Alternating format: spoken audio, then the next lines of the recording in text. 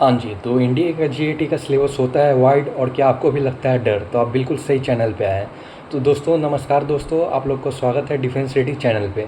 आज हम बात करेंगे एनडीए एग्ज़ाम के जीएटी यानी जनरल एबिलिटी टेस्ट के सिलेबस के बारे में। बहुत सारे एस्पिरेंट्स के ये कन्फ्यूजन रहता है कि जीएटी में क्या-क्या पढ़ना होता है, क्या-क्या छोड़ना होता है।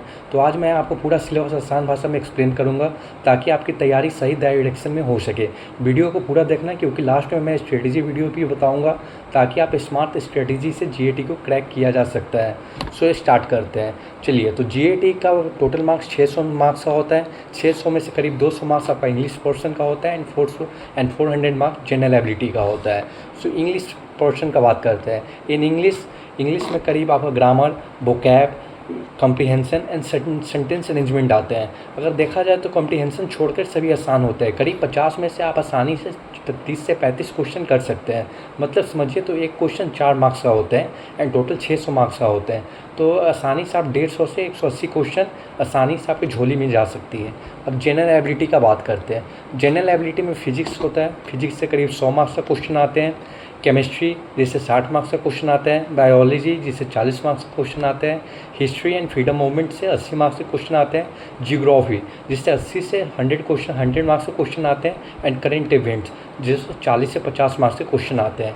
तो चलिए इसलिए फिजिक्स का बात करते हैं। फिजिक्स में करीब 20 से 25 क्वेश्चन आते हैं, जिसमें पहला टॉपिक आपका हो गया ऑप्टिक्स, दूसरा हो गया साउंड, थर्ड हो गया मोशन, चौथा हो गया थर्मो एंड पाँचवा हो गया इलेक्ट्रिसिटी। आप इसके थ्रू गो थ्रू कर सकते हैं। अगर अभी तक आप गो थ्रू नहीं किया है तो आप यही यूज जा सकते हैं, क्योंकि ऑप्टिक्स एंड इलेक्ट्रिसिटी में तो लिख के ले ले भाई, as it is same to same question copy paste मिलते हैं। अब केमिस्ट्री का बात करते हैं।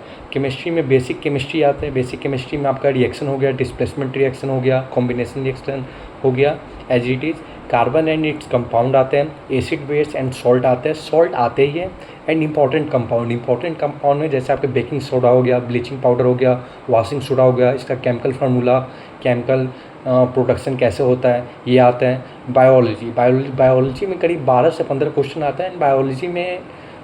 बायोलॉजी में आप पढ़े या ना पढ़े, यही क्यों करके अगर आप जाते हैं तो आप 8 से 10 क्वेश्चन एज इट इज़ करके आ जाइएगा, क्योंकि बायोलॉजी में cell, tissue, human body and disease से कंफर्म क्वेश्चन आते ही है। अब बात करते हैं जियोग्राफी का।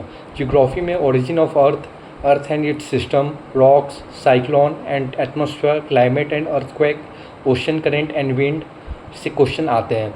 एंड इंडियन जियोग्राफी का बात किया जाए तो river, soil and vegetation, climate, mountain and passes and agriculture. And geography में कई बार होते हैं टाइगर रिजर्व हो गए, जो करंट अफेयर से रिलेट करके क्वेश्चन पूछ दिए जाते हैं, क्योंकि आपको भी पता होगा हर साल करीब 4 से 5 टाइगर रिजर्व भारत में खुल रहे हैं। सो उससे रिलेट करके क्वेश्चन पूछ दिया जाता है। अब हिस्ट्री का बात करते हैं। हिस्ट्री में हो गया 1857 रिवोल्यूशन, भक्ति शिल्पी movement and your modern history. इससे करीब 8 से 10 क्वेश्चन आते हैं। So history is little bit on tougher side, so आप इसको छोड़ सकते हैं। अब बात करते हैं इकोनॉमिक्स का। इकोनॉमिक्स में भाई ऐसा सिस्टम है यूपीएससी का कि अगर क्वेश्चन पूछता है तो करीब 4 से 5 क्वेश्चन पूछता है, नहीं तो नहीं पूछता है। इसमें आपका 5 ईयर्स प्लान आते हैं, जीडीपी, जीएमपी, ये सब क्या होता है, टाइप्स आते हैं इसके।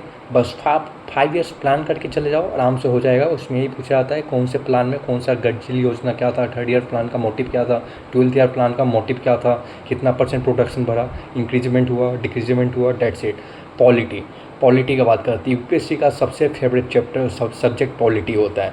पॉलिटी में आर्टिकल 1 to 51A आर्टिकल पूछा जाता है, प्रीएम्बल पूछा जाता है, कहाँ से उसको लिया गया, कब बनाया गया, preamble, parliament and current affairs. मतलब उसको करेंट अफेयर्स से अभी जो करंटली चल रहा है उससे रिलेट करके उसमें पूछा जाता है करेंट अफेयर्स से। अब आपको बात करते हैं कि फिजिक्स, केमिस्ट्री एंड बायोलॉजी कहाँ से आते हैं। ये पार्ट आपको डायरेक्टली एनसीईआरटी से क्लास 9th एंड 10th के सिलेबस कवर करने हैं, वहाँ से आपको डायरेक्टली मिल जाएंगे।